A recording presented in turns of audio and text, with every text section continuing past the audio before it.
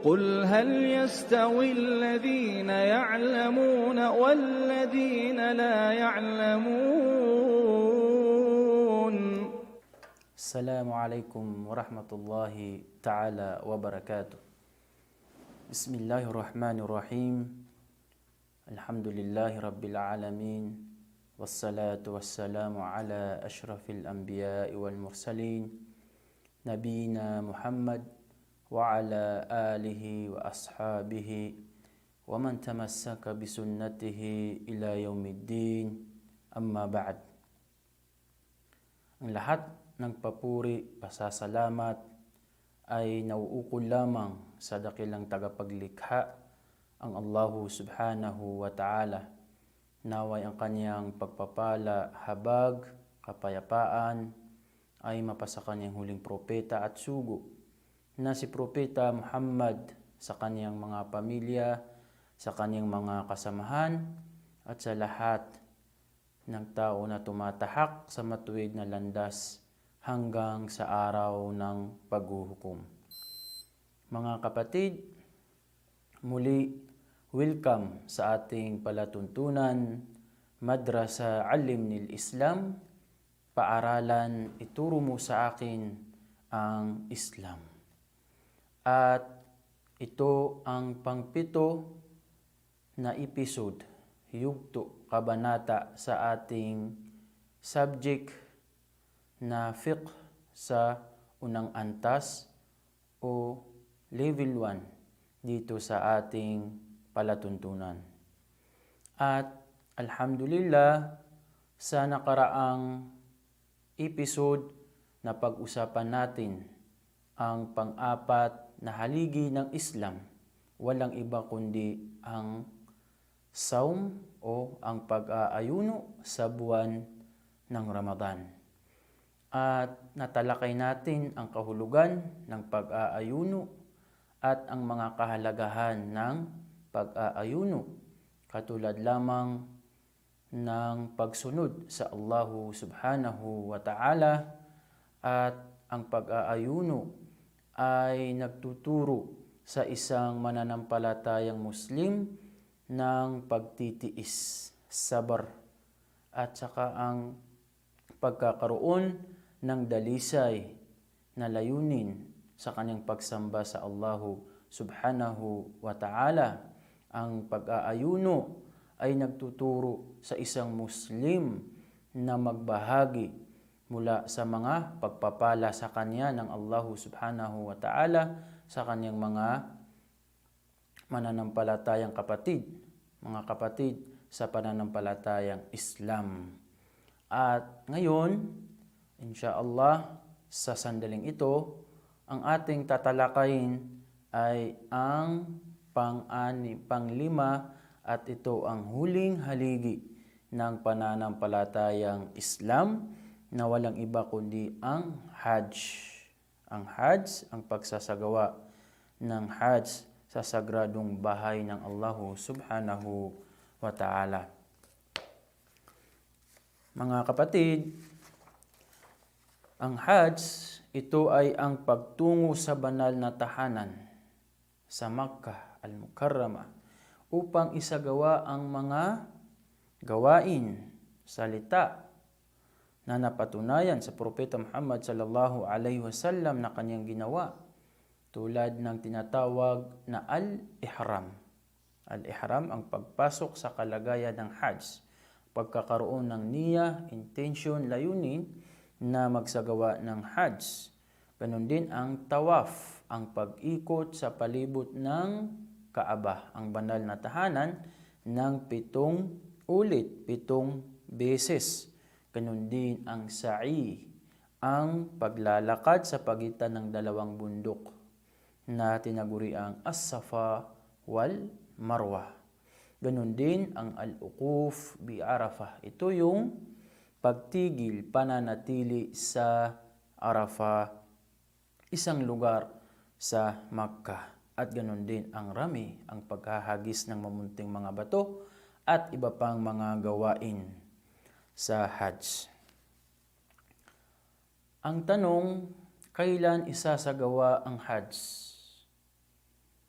Ang Hajj ay natutuon ang mga gawain sa pagitan ng araw ng ikawalo at ikalabing-tatlo. Mula ikawalo at hanggang ikalabing-tatlo sa buwan ng Dhul-Hijjah. Ang buwan ng Dhul-Hijjah, ito yung huling buwan o ikalabing-dalawang buwan sa mga lunar na buwan sa Islamikong kalendaryo o tinatawag na Hijri calendar. At sinabi ng Allahu subhanahu wa ta'ala sa banal na Quran, ba'da a'udhu billahi minasyaitanir rajim, walillahi 'alan nasi hajjul baiti man istata'a ilayhi sabila faman kafar fa innallaha ghaniyun 'anil 'alamin. Na ang pinakamalapit nitong kahulugan, sinabi ng Allah subhanahu wa ta'ala, at ipinag-utos ng Allah sa sino mang may kakayahan na sa mga tao, may kakayahan sa mga tao mula sa iba't ibang lugar na magtungo sa tahanang ito. Yun ay sa Makkah, upang isagawa ang mga alituntunin ng Hajj. Kung sino man ang tatanggi, faman kafar, sino man ang tatanggi sa pag-uutos na ito, ang pag-uutos sa Hajj, ituturing na walang pananampalataya sapagkat ang Allah subhanahu wa ta'ala ay ghani, ganap na malaya mula sa lahat ng pangangailangan na hindi nangailangan sa kanya na tumanggi at sa kanyang Hajj at sa kanyang gawa at maging sa lahat ng kanyang mga nilalang. Naiulat din sa hadith, naiulat mula kay Aisha radiyallahu anha, naway kalugdan siya ng Allah subhanahu wa ta'ala. Siya ay nagsabi, sinabi ng sugo ng Allah, si Propeta Muhammad sallallahu alaihi wasallam, ang pagtawaf, ang pag-ikot sa palibot ng bahay Kaaba, sa pagitan ng Ash-Shafa al-Marwa at ang paghagis ng mamunting bato sa may Jamarat, itinakda tanging upang itatag ang paggunita sa Allah subhanahu wa ta'ala. So ang ibig sabihin nito mga kapatid, ang layunin sa Hajj na ito ay paggunita sa Allah subhanahu wa ta'ala. Kung kaya't inutusan ang mga mananampalataya na may kakayahan pananalapi, kakayahan ng kanyang katawan na tumungo sa banal na lugar na ito upang gunitain ang kanilang Panginoon, ang Allahu subhanahu wa ta'ala. At katiyakan mga kapatid, tulad ng nabanggit natin sa mga naunang natalakay natin, mga haligi ng Islam, na ang mga haligi na ito ay may kahalagahan. May napapaloob dito na wisdom, mga kaalaman kung bakit ito inubliga, kung bakit ito ipinag-utos ng Allahu subhanahu wa ta'ala. At kabilang sa kahalagahan ng tinatawag na Hajj na ito ay isang dakilang panahon para sa paghingi ng kapatawaran. Ang Hajj, mga kapatid, ay isang dakilang panahon para sa paghingi ng kapatawaran sa Allahu subhanahu wa ta'ala. Kung kaya't mababasa natin sa hadith na naiulat mula kay Abu Hurairah radhiyallahu anhu anna an-nabiy sallallahu alayhi wasallam qala man hajja falam yarfuth wa lam yafsuq raja'a ka yawmin waladathu ummuh, rawahu al-Bukhari wa Muslim. Ibig sabihin, sinabi ni Propeta Muhammad sallallahu alayhi wasallam, sino man ang magsagawa ng Hajj na hindi nagsalita ng malalaswa o nakipagtalik sa kanyang asawa sa panahon ng Hajj at hindi nakagawa ng pagsuway o paghihimagsik, siya ay uuwing katulad ng araw na siya ipinanganak ng kanyang ina. Allahu Akbar. Nang ibig sabihin mga kapatid, siya ay uuwi sa kanyang tahanan na walang bahid na kasalanan.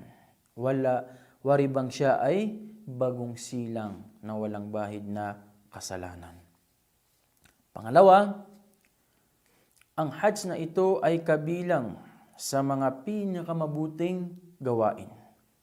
Nang tanungin ng Propeta Muhammad sallallahu alaihi wasallam, ayu amalin afdal, kung ano ba ang pinakamabuting mga gawain.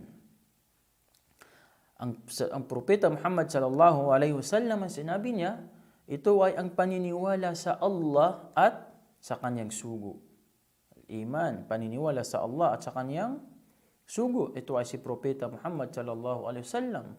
At may nagtanong, may nagsabi, ano po ang kasunod nito? Si Propeta Muhammad, sinabi niya, ang pagpupunyagi, ito yung tinatawag na jihad, pakikipaglaban sa landas ng Allahu subhanahu wa ta'ala. At may nagtanong na naman, nagsabi, ano po ang kasunod nito? Sinabi ng Propeta Muhammad sallallahu alaihi wasallam, Hajjun mabrur. Ito yung pagsasagawa ng tinatawag na Hajj. Katanggap-tanggap na Hajj. Pag sinabi natin Hajj mabrur, katanggap-tanggap na Hajj. At pangatlo, sa mga kahalagahan ng Hajj na ito ay isang malaking pagkakataon para sa kalayaan o kaligtasan ng isang Muslim mula sa apoy. Pagkakataon sa isang mananampalataya na iligtas ang kanyang sarili mula sa apoy sa impyerno. Sinabi ng Propeta Muhammad sallallahu alaihi wasallam, wala nang iba pang araw na pinalalaya ng Allah ang nakararami sa kanyang alipin mula sa apoy maliban sa araw ng Arafah. Ang araw ng Arafah, mga kapatid, ito ay kabilang sa Hajj. Ito yung pananatili sa Arafah at ito'y kabilang sa Hajj.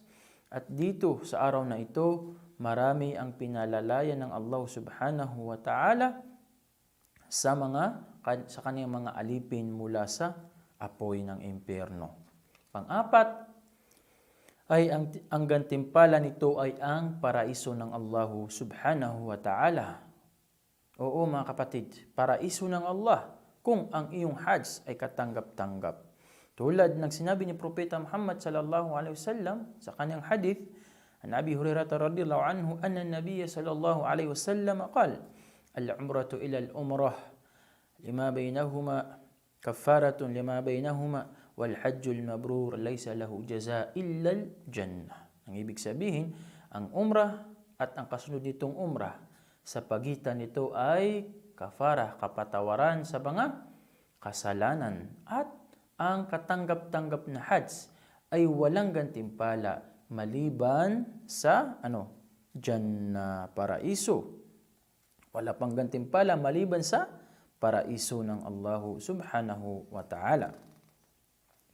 Ang mga kabutihang ito, mga kapatid, at ang iba pang kabutihan ay matatamo lamang yung mga nagsigawa nito para sa kasiyahan ng Allah sa pamagitan ng pagsunod sa yapak ng Propeta Muhammad sallallahu alaihi wasallam. Anumang haligi ng Islam, anumang uri ng pagsamba, nangailangan ito ng ikhlas, dalisan na layunin na ito ay para sa Allah at sa pamagitan ng pagsunod sa kanyang Propeta Muhammad sallallahu alaihi wasallam.